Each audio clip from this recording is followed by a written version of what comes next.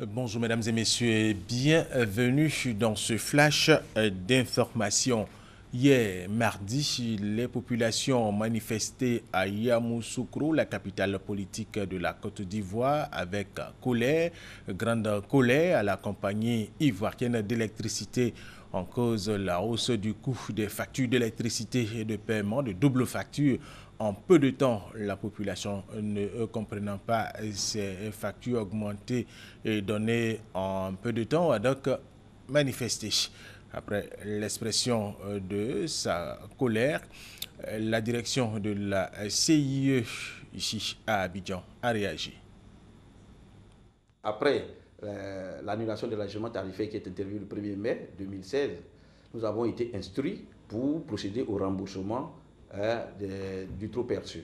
Et c'est une opération lourde que la CIE, appuyée par le ministère du Pétrole et de l'Énergie, a menée avec toute la transparence qu'il faut. Je précise qu'il y a un cabinet international qui a audité ces opérations de remboursement avant que nous puissions les mettre en œuvre.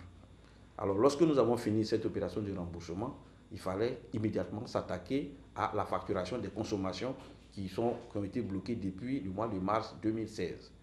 C'est ainsi que la facturation qui devait sortir en mai est sortie donc à partir du 23 juin que nous avons distribué.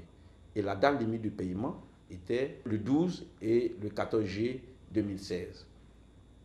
Après cette facturation qui a été presque entièrement payée par les clients concernés, nous avons entamé la facturation normale du mois de juillet 2016. Les factures ont été éditées le 15 juillet. Nous avons distribué donc aux clients concernés, mais avec vos dates limites le 2 et le 4 août 2016.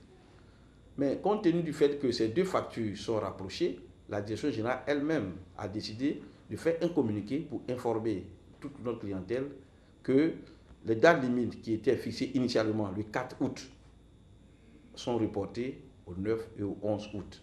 Ce communiqué est passé le lundi 18 juillet 2016. C'est le lieu donc de rappeler que la compagnie ivoirienne d'électricité est au service de la population. Nous avons besoin que la population soit sereine pour que nos collaborateurs, qui sont eux aussi des Ivoiriens, puissent travailler dans le calme pour les servir. Nous reviendrons certainement à 13h. Le 1er mai dernier, lors de la fête du travail, le président de la République, Alassane Ouattara, a invité les transporteurs routiers à baisser le coût des trajets. Après des séances de travail entre les acteurs du transport, il a été décidé de la baisse des coûts de 50 francs CFA pour le transport urbain, également une baisse de 500 à 1500 francs CFA pour le transport interurbain. Selon les trajets, ces informations ont été communiquées au cours d'un point presse animé hier mardi, ici à Abidjan, par le directeur général du Haut Conseil du patronat des entreprises de transport routier de Côte d'Ivoire, Diaby Ibrahim. Or, justement, de la Côte d'Ivoire, 17 soldats maliens ont péri hier mardi dans l'attaque de leur base au centre du Mali à Nampala, ville de la région de Ségou, à plus de 500 km de Bamako, la capitale. Le gouvernement malien dénonce une opération terroriste coordonnée revendiquée par deux groupes armés, un Peul et un djihadiste. Par ailleurs, le gouvernement malien promet une réponse appropriée à cette attaque.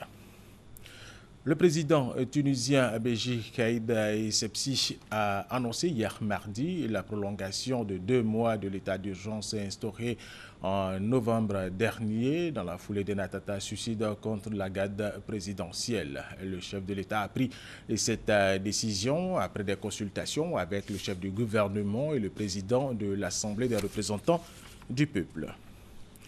L'Assemblée nationale française a approuvé hier la prolongation de 6 mois de l'état d'urgence en vigueur en France, 5 jours après l'attentat qui a fait 84 morts à Nice. L'article du projet de loi de prolongation de l'état d'urgence portant sa durée à 6 mois, soit jusqu'à fin janvier 2017, a été adopté à main levée par les députés. Le texte doit être ensuite passé au Sénat où il sera débattu ce mercredi.